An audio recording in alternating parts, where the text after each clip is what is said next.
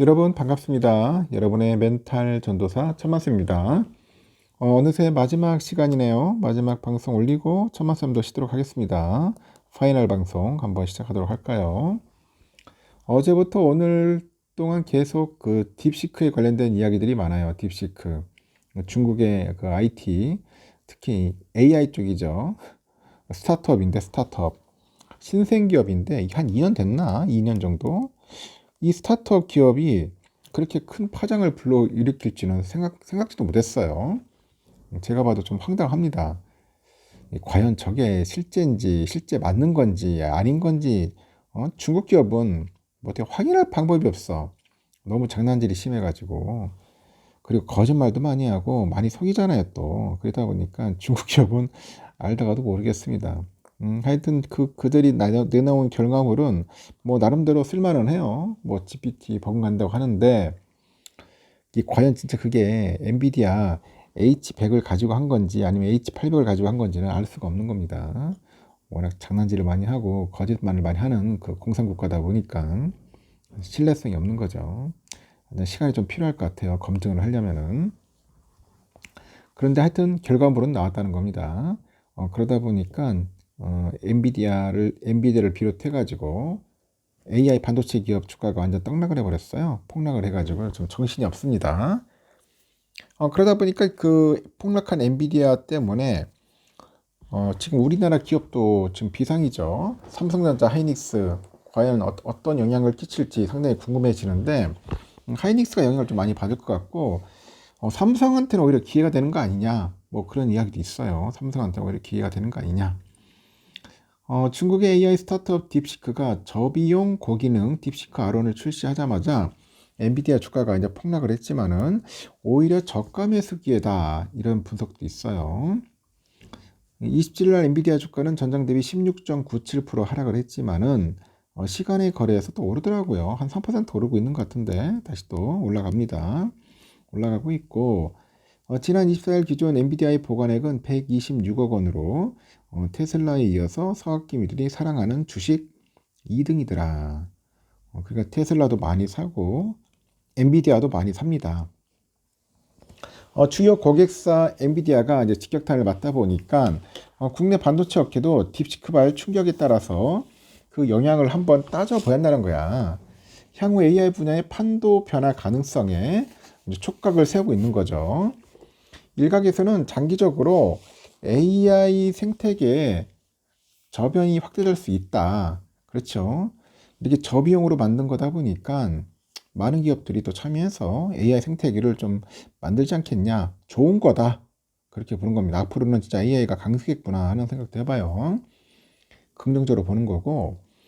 엔비디아의 HBM 그 칩을 납품해서 주가가 함께 움직이는 하이닉스 주가는 설 연휴가 끝나고 31일 날 장을 여는 만큼 그 대응에 신중을 해야 한다.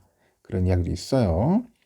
그리고 삼성전자의 경우 이 저성능 칩이 오히려 주목을 받는다. 그러면은 오히려 기회일 수도 있다. 그런 겁니다. 기회일 수도 있다. 또 삼성 주가 오를 수도 있다. 27일 엔비디아 주가는 하루 만에 846조 증발을 했고 시총 순위는 3위로 주저앉았습니다. 미국 증시 역사상 최대치였어요. 한 방에 이렇게 날아가는 거. 제가 볼 때는 젠슨랑도 참 못 잤을 거야. 그동안 AI를 위해서 GPU 시장을 독점한 엔비디아가 고성능 고효율을 강조하면서 이 고가 제품을 판매했거든요. 엄청나게 비싸게 팔아먹었잖아요. 하지만 이거 딥시크의 AI 모델 훈련에 엔비디아가 중국 수출용으로 성능을 낮춰서 출시한 이 H100, H800 칩이라는 게 이게 쓰였다는 거야. H800. 이게 쓰였다는 사실이 알려지면서 사실인지 모르겠어. 지들은 말은 그렇게 하는데 하여튼 이런 이야기들이 알려지다 보니 엔비디아의 고성능과 고비용 전략도 타격을 받을 것이다. 그런 우려가 컸다는 거예요. 그러다 보니까 주가가 완전 작살난 거죠. 왜냐? 예전에 과거처럼 이제는 고마진율 하여튼 이거를 남길 수 있겠냐. 어떤 정신 나간 놈이 이 비싼 칩을 쓰겠냐는 거죠. 저렴한 칩을 써도 이렇게 돌아가는데. 그래서 이제 주가가 좀 폭락을 한 거예요. 근데 중국 AI도 엔비디아 칩으로 구축된 생태계에서 탄생한 만큼 지금이 저가 매수다 그런 관측도 있어요. 딥시크 모멘트는 시장이 걱정하는 만큼 부정적이지 않다. 엔비디아는 여전히 AI 칩 분야에서 독보적인 그런 위치를 차지하고 있고요. 최근의 주가 하락세로 장기적인 성장 스토리가 훼손되지는 않을 것이다 분석을 한 겁니다. 미국의 빅테크 기업들은 여전히 막대한 자금력과 인재를 보유하고 있기 때문에 그런 기술력이 단기간에 뒤집히지는 않을 거라는 거죠. 딥시크에 대응하기 위해서는 메타 플랫폼즈가 이미 태스크포스 팀을 구성을 했고 이 딥시크의 주장이 사실인지 곧 확인할 수 있을 거라고 합니다. 동시에 미국 기업들이 얼마나 빨리 적응하는지도 볼 수 있을 거라고 언급을 했어요. 중국의 AI 스타트업이죠. 딥시크 등장에 동학개미들도 예의주시합니다. 설 연휴 기간에 국장은 열리진 않지만 오는 31일 증시가 열리면은 그동안 엔비디아에 HBM을 독점 공급하다시피 한 하이닉스는 물론이고 소부장 업체죠. 한미반도체 충격이 우려되기 때문입니다. HBM 5세대인 HBM3 납품을 위해서 품질 테스트를 진행 중인 삼성전자한테는 어떤 영향을 줄지도 관심이 모아져요.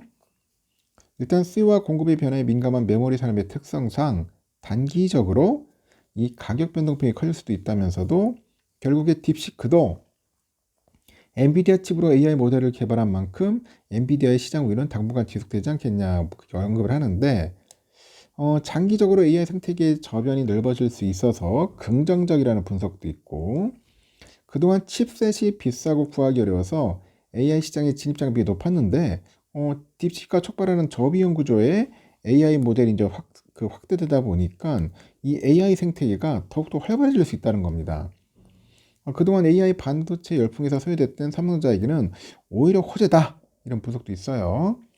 하이닉스랑 기술의 격차를 줄일 시간을 벌었을 뿐더러 엔비디아 H800과 같은 저성능 칩에 공급되는 그 HBM3에는 경쟁력을 가지고 있기 때문이라고 합니다. 그리고 삼성한테는 호재다. 일단은 그래요. 모 교수가 그런 이야기를 하는가 봐요. 인터뷰에서 이 딥시크가 보여준 혁신은 AI 개발이 대규모 칩에 의존할 필요가 없다는 점을 시사한답니다.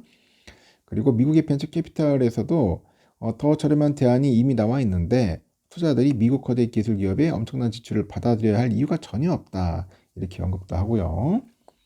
일각에서는 AI 리더십을 더 확고히 하겠다는 목표를 설정한 이 트럼프 대통령이 향후 첨단 산업에 대해서 대중국 규제를 강화하면서 미중 갈등이 한층 심화될 것이라는 우려도 있어요. 중국이 이에 대응해서 자국의 반도체 기업에 대한 지원을 확대하는 등 이 반도체 자급자족에 한층 속도를 낼 경우에 국내 기업의 반도체 수출에도 타격이 있을 수 있다 그런 이야기를 합니다. 어떤 여러 가지 이야기들이 있다 보니까 저도 상당히 좀 궁금했습니다. 삼성에도 호재도 있을 수 있다. 한번 봐야겠죠. 한번 상황을. 아직까지 휴장이라서 수요일, 목요일 한번 이틀은 봐야 할 것 같습니다. 여기까지 하겠습니다, 여러분. 편안한 밤 보내시고 내일 새벽에 뵙도록 해요. 굿나잇.